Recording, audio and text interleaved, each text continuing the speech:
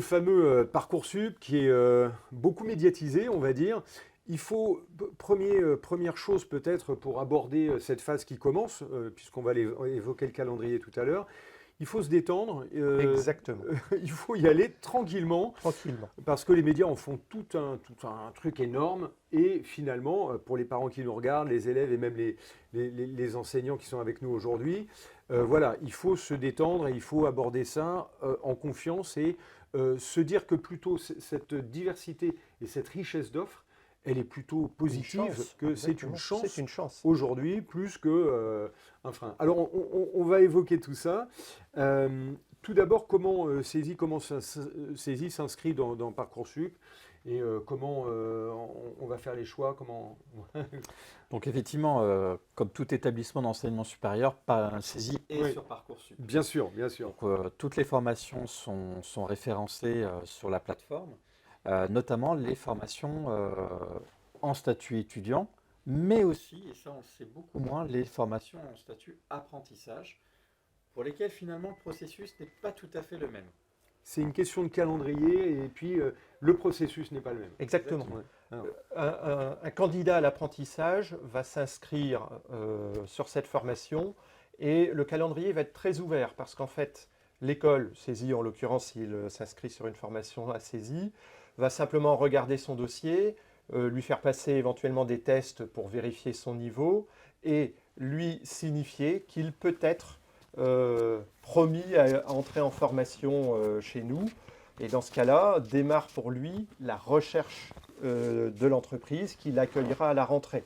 À partir de là, voilà, le calendrier que l'on a traditionnellement l'habitude de voir et qu'on détaillera tout à l'heure ouais. est moins applicable pour les candidats à l'apprentissage. On va être prudent.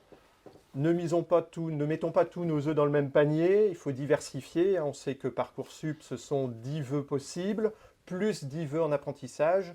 Le mot d'ordre, tout en restant détendu, c'est de faire son marché et de pouvoir choisir plusieurs voies possibles en fonction de ses appétences. Alors, on est sur ces choix. Pour rentrer dans Saisie, c'est un vœu, on est d'accord? Parce qu'après, il y a les concours. Est-ce que, si on parle des concours un petit peu plus généraux, ça peut être aussi intéressant pour ceux qui nous regardent, d'avoir une vision sur des concours où on fait, à travers un vœu, on postule pour énormément Exactement. de Alors, campus? alors c'est vrai que 10 vœux, ça peut paraître peu, mais en fait, ce sont des vœux qu'on appelle principaux avec des possibilités de sous-vœux. Et comme vous l'avez très justement dit, un concours, par exemple, permet de proposer sa candidature à plusieurs écoles qui vont recruter par le biais de ce concours. Pour saisie, on n'a pas choisi cette logique de concours.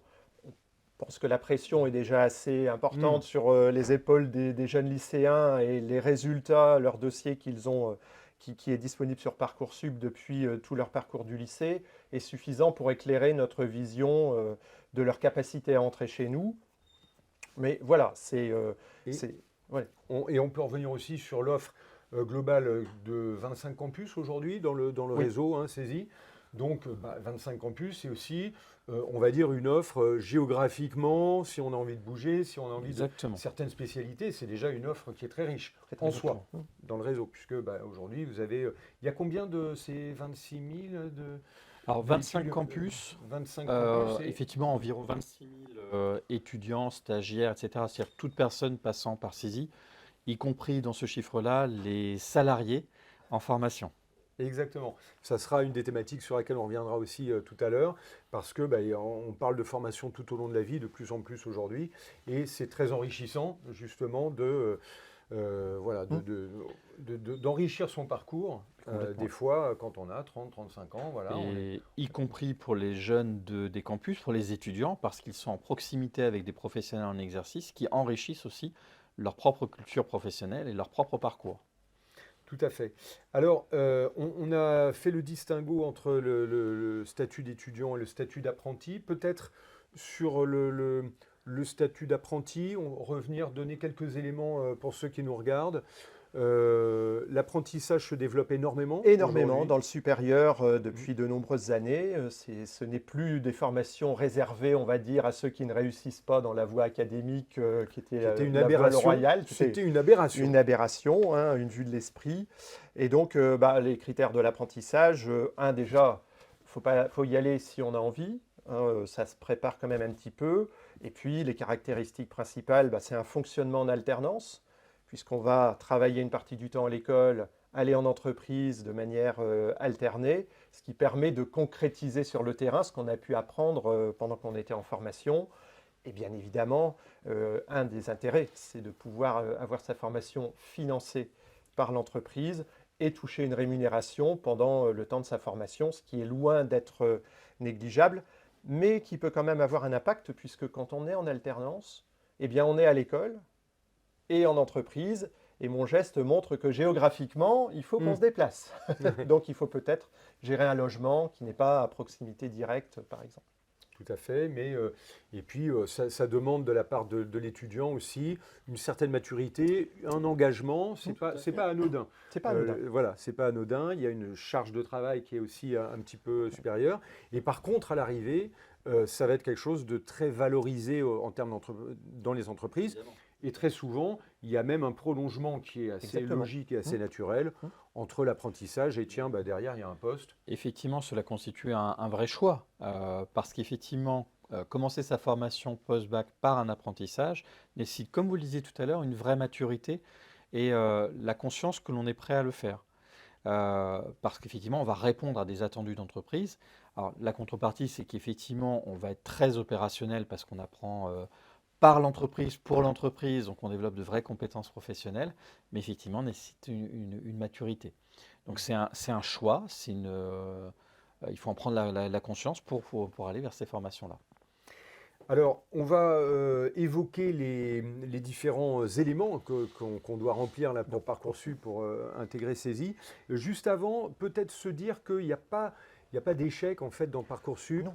Ce qu'on disait en entrée, il faut se détendre par rapport à ce. Voilà. On ne rate pas Parcoursup ou on ne réussit pas Parcoursup. Voilà, ce n'est pas un examen de passage, c'est une porte ouverte sur la suite, une clé. Il y a des choix, voilà. Il y a toujours eu de la sélection de toute façon, même avant Toujours. Parcoursup, il y avait un nombre de places. Donc voilà, il faut y aller tranquillement et se dire qu'il n'y a pas d'échec dans Parcoursup. Alors, comment ça se passe concrètement, les inscriptions, les lettres de motivation, etc. Comment ça se passe? Alors, ce qui est important, effectivement, il y a une partie du dossier de l'élève qui est remplie par le lycée aujourd'hui. Tous ces bulletins scolaires sont automatiquement déversés dans son dossier. Lui n'a normalement rien à faire. Il a une partie qui le concerne en propre et qui est particulièrement importante, je pense pour toutes les écoles, mais en tout cas CESI y attache une importance particulière. C'est le paragraphe de motivation et les quelques éléments qu'il doit donner sur ses activités et ses centres d'intérêt. Parce que chaque élève, chaque lycéen est un peu unique, ce ne sont pas des clones, et nous-mêmes, on ne va pas en faire des clones.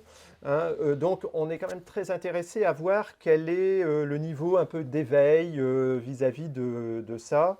Et il doit rédiger cette lettre de motivation, qui est peut-être la première d'ailleurs, alors sauf s'il a fait des stages courts pendant son parcours au lycée.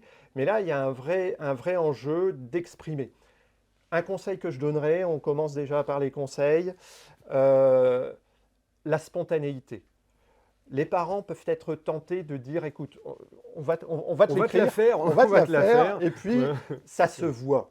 On voit tout de suite la patte. Donc il faut évidemment que les parents gardent un œil. C'est toujours un peu intéressant de conseiller, de discuter avec son enfant, mais l'expression, elle doit venir de lui.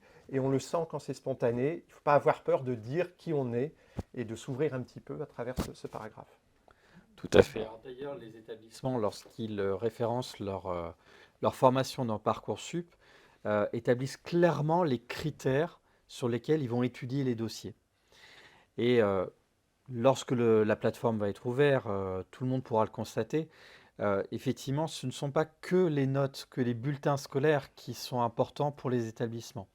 Tous les établissements, effectivement, sélectionnent les dossiers, sélectionnent les candidats aussi sur tout ce qui est à côté finalement, tout ce qui fait l'individu, tout ce qui fait la personne. Parce qu'encore une fois, on forme de futurs professionnels et donc savoir qui est la personne et comment aussi on peut l'intégrer dans nos formations, comment on peut l'accompagner au plus près, ce sont des choses qui sont capitales pour nous.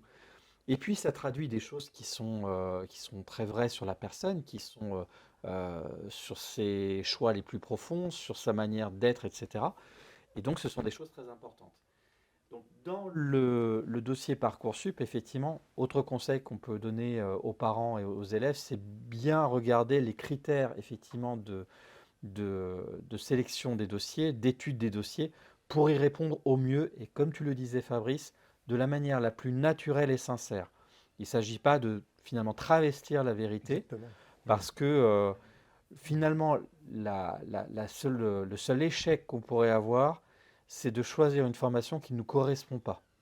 Parce Oui, qu'on se dit, c'est celle qu'il faudrait faire, c'est celle que on imagine qui est bonne pour soi, mais en fait, pas du tout, c'est pas la bonne formation pour soi. Et quelque part, on n'y sera pas heureux. Donc, il faut choisir la formation aussi par rapport à ce que l'on a envie de faire et être très sincère par rapport à ses choix. On ne réussit que ce qu'on aime. exactement. Il Voilà. faut de l'authenticité dans le parcours et c'est toujours ce qui porte et c'est la meilleure façon de découvrir ce pourquoi on est fait. Exactement. Si on commence à tricher le début, on aura quelques conseils là juste dans la séquence d'après. Alors, les concours, donc on a évoqué, la lettre de motivation. Bon, on va peut-être directement, d'ailleurs, puisqu'on est sur les conseils, on va se mettre sur cette rubrique pour vous donner quelques petits conseils, justement, de rédaction et puis aussi de méthode. On en parle juste après le jingle.